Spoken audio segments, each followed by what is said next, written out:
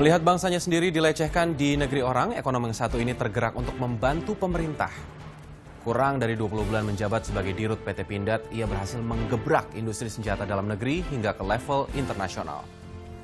Selalu berpikir positif dan juga berbakti kepada ibu menjadi kunci kesuksesannya. Simak perbincangan saya bersama Silmi Karim dalam Satu Indonesia.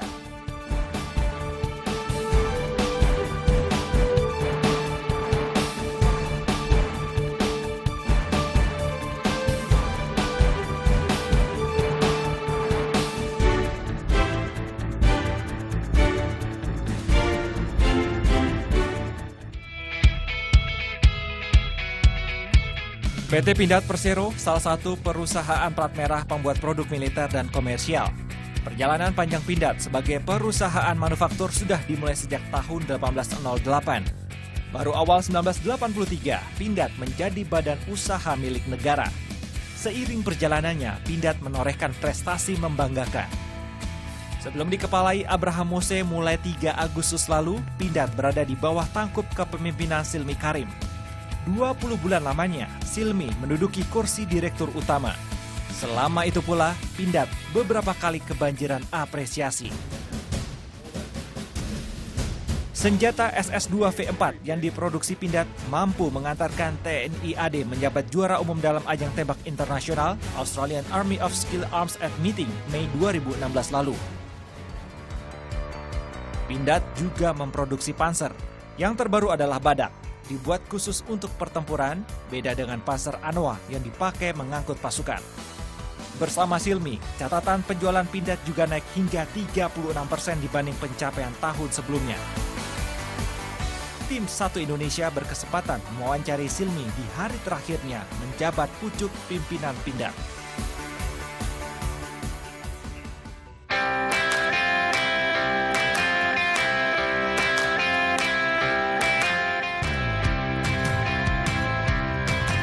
Kita ke lapangan tembak dulu kali boleh Pak ya? Iya silakan. Boleh nyoba senapannya? Boleh, kita coba senapan yang juara 9 kali berturut-turut.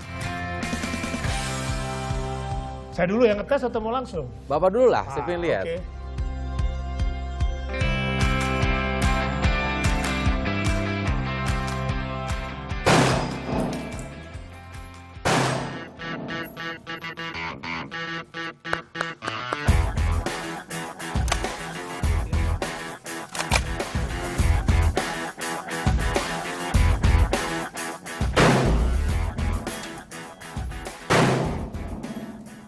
Keunggulan dari senjatanya sendiri si SS-2V4 ini apa sih sebenarnya? Keunggulan dari sisi produk, akurasinya baik, ketahanannya juga baik. Oke. Ya. Terus kemudian recoilnya. Jadi pas lagi ditembakkan, hentakannya itu dibandingkan dengan senjata-senjata luar itu lebih empuk. Nah ini SS-2 ini yang make negara mana aja Pak? Selain Indonesia ya, yang mungkin udah menggunakan. Memang kita punya kebijakan untuk tidak begitu mudah untuk melepas senjata.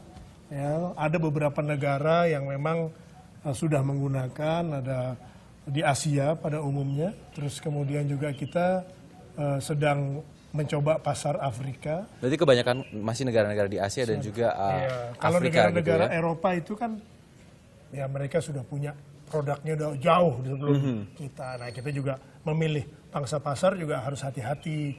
Pertama juga kira-kira dia mau beli. Ya. Yang kedua juga tidak harus seiring dengan kebijakan luar negeri kita.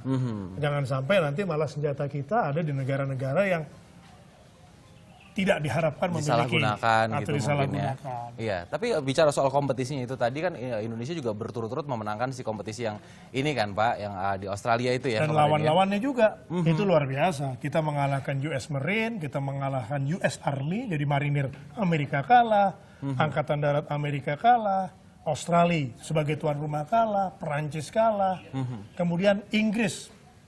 Angkatan Darat Inggris pun juga kalah. Itu benar waktu itu sampai mau dibongkar tuh senapannya? Iya, Pak. itu tahun 2015 ya.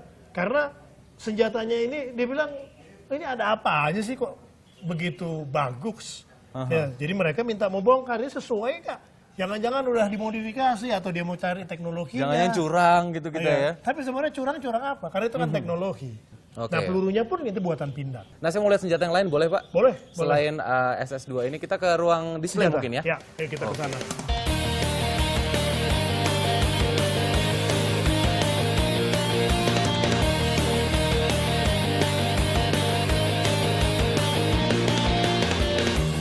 Ini kan kita punya senjata sebanyak ini, sebagus-bagus ini gitu. Saya penasaran di balik ini semua tuh siapa sih Pak? Siapa yang mendesain, siapa yang merancang? Yang desain gitu? kita sendiri, orang Indonesia semua. 100% orang lokal? 100%. Bahwa kita dulu pernah belajar dari perusahaan Belgia FN sama Baretta, ya. Terus kemudian kita buat penyempurnaan menjadi SS1 ya, atas FNC tersebut. Kemudian kita bikin SS2 itu kita sendiri. Jadi kita punya senjata SS2 Marinize yang digunakan oleh marinir. Apa keistimewaannya? Dia pertama tahan karat. Jadi masuk ke dalam laut, Iya. angkat, tembakin bisa. Berapa sih Pak harganya kalau boleh tahu? Satunya gitu. Penasaran nih. Antara 12 sampai 20 juta. Ya. Kita tertantang sebagai negara unggul, negara besar. Ya. Kenapa kita nggak bisa bikin? Kita tahu teknologinya, kita bisa, kita mandiri. Dan senjata ini adalah yang paling kita banggakan. Betul. Walaupun secara angka, senjata itu relatif murah. Nah, tapi untuk mengontrolnya sendiri seperti apa sih Pak? Maksudnya kan kita nggak pernah tahu gitu kan, ini senjata nantinya ketika dibeli dipergunakan untuk apa. Itu kan setiap senjata ada serial number. Serial number itu akan pergi ke satu satuan. Iya. Nah, kita cek, user juga cek. Kan kita nggak jual juga ke swasta. Oke. Kita jualnya Oh, jadi hanya penjualan hanya untuk negara, ya? negara, baik itu dalam dan luar negeri. Ketika misalnya ada yang hilang, ada yang bermasalah, itu bisa ketahuan karena semuanya terregister, termasuk barelnya juga atau larasnya juga. Tapi sebenarnya kenapa sih Pak Indonesia itu harus memiliki teknologi senjata mutakhir gitu? Oh, iya. Apa pengaruhnya sebenarnya untuk kita? Sekarang kita lihat, Indonesia urutan nomor 16 ekonomi, masuk G20 countries. Kira-kira kita negara besar nggak? Negara besar. Pasti. Jumlah penduduknya besar, ya, wilayahnya besar. Masa kita belanja? Kita kan bukan negara kecil, yang penduduknya misalnya 100-200 ribu. Terus kalau misalnya kita tidak kuat, maka kita juga tidak bisa mempertahankan kedaulatan. Tidak bisa mempertahankan kedaulatan, bagaimana kita bisa membangun ekonomi, bagaimana kita bisa membangun rakyat kita, gitu, untuk sejahtera sesuai dengan tujuan undang-undang, nggak bisa. Makanya keamanan, pertahanan itu adalah hal yang sangat penting. Dan akan lebih penting lagi ketika kalau kemandirian itu mandiri yang real. Artinya kekuatan pertahanan yang dibangun dari kekuatan sendiri. Industrinya juga sendiri, bukan beli. Emangnya kalau perang kita bisa beli dari luar negeri? Nggak bisa. Enggak sih kayaknya ya. Iya makanya, dari harus bisa dibuat di sini. Oke, baik Pak. Saya masih penasaran nih. Tadi kita udah lihat-lihat senjata. Abis ini gimana kalau kita lihat-lihat kendaraan tempur? Boleh Pak? Boleh. Baik, Satu Indonesia akan kembali usai jeda. Tapi permasalahan ini Pak, saya punya data kemarin sempat baca gitu ya.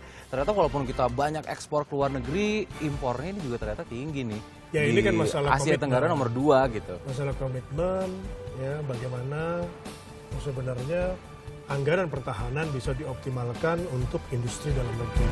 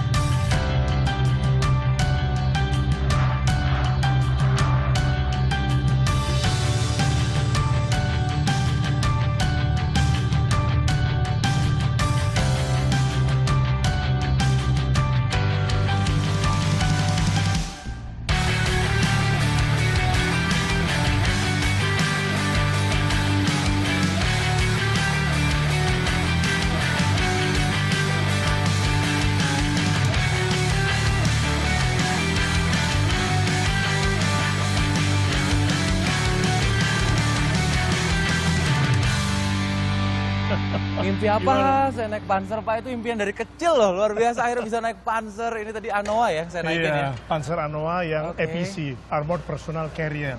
Jadi untuk mengangkut personil. Mengangkut personil. Gitu kan.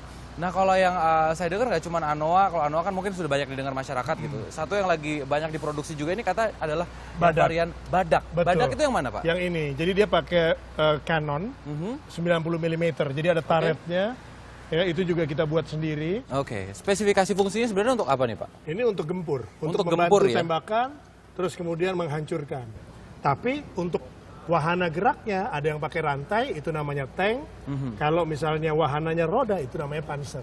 Oh, jadi perbedaannya di Tapi rodanya sebenarnya itu ya? semuanya namanya armored vehicle Armored atau kendaraan vehicle. lapis baja. Betul. Nah kalau misalnya apa namanya senapan atau mungkin pistol tadi kan sudah banyak diekspor ke negara-negara Asia, kemudian juga Afrika gitu.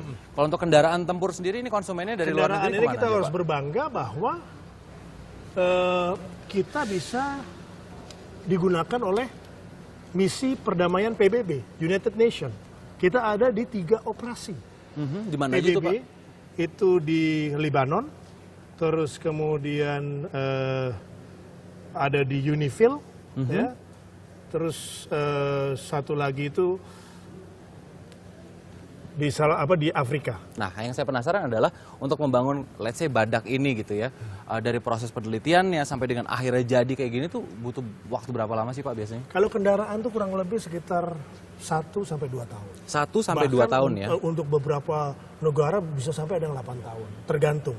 Apakah kita sudah punya belum basic teknologinya. Tapi umumnya kalau produk baru itu 3 sampai 5 tahun. Iya, dan Badak ini kan sudah diluncurkan nih. Iya. Ibarat kalau tadi senapan gitu ya, ada SS1, kemudian berevolusi jadi SS2, SS3. Kalau Badak ini sendiri nanti pengembangannya akan seperti apa sih, Pak? Badak Apa udah ada rencana ini ke arah sudah sana? final, tinggal kita perkuat aja. Kedepannya kita akan bikin satu produk yang bisa kemampuan amphibious, bukan hanya menyeberang danau, tetapi juga bisa untuk perang dari laut ke darat yang digunakan oleh marinir. Oke. Terus kemudian juga kita ada program tank boat, kita ada program medium tank, dan ini adalah proyek yang cukup prestigious, di mana akan menggunakan teknologi-teknologi terkini. Harapannya juga pasti akan meningkatkan ekspor Betul. persenjataan Indonesia ke luar negeri ya. Iya. Tapi permasalahan ini Pak, saya punya data kemarin sempat baca gitu ya. Ternyata walaupun kita banyak ekspor ke luar negeri, impornya ini juga ternyata tinggi nih.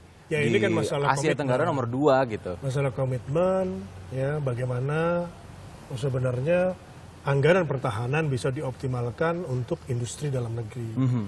Amerika sendiri industri pertahanannya digunakan untuk dalam negeri. Bahwa Amerika itu canggih ya, tetapi yang dia spend itu hampir 4% dari GDP. Kita masih 0,7. Nah, ke depan akan lebih baik kalau peningkatan persentase defense budget to GDP ratio bisa dioptimalkan untuk industri dalam negeri. Berarti Industri artinya kalau pertahanan- misalnya budgetnya dinaikin, sangat memungkinkan kita Iya, bisa jangan memenuhi. belanja lagi di luar negeri. Bahkan peluang ini dipakai untuk menjadi sebagai bargaining position Indonesia untuk menguasai teknologi tertentu. Gitu. Jangan kita malah misalnya menghidupi pabrik di luar negeri, menghidupi negara lain. Kita hidupi dong negara sendiri. Nah, yang menjadi permasalahan adalah kenapa belum bisa sekarang, Pak? Karena kita membutuhkan satu komitmen dari atas sampai bawah bahwa harus mendukung ini. Ya tentunya di sini banyak sekali dulu praktek-praktek, ini presiden yang menyampaikan praktek-praktek melalui agen. Nah agen ini kan harus ditata, dibina, jangan malah mengganggu, hanya sebagai calo, gitu kan, sebagai penghubung. Tetapi dia harus juga ikut mentransformasi menjadi bagian dari industri. Baik, berarti artinya adalah butuh komitmen tidak hanya dari presiden, tapi juga dari seluruh lapisan untuk bagaimana menciptakan industri pertahanan yang baik, ya Pak ya. ya. Baik, nanti kita akan berbincang-bincang lagi dengan Bapak Silmi Karim, tetap di Satu Indonesia. Saya punya sesuatu buat Pak Silmi. Tada! Ini masih hobi kan nih Pak? Ini dapat bocoran dari mana? Ada deh.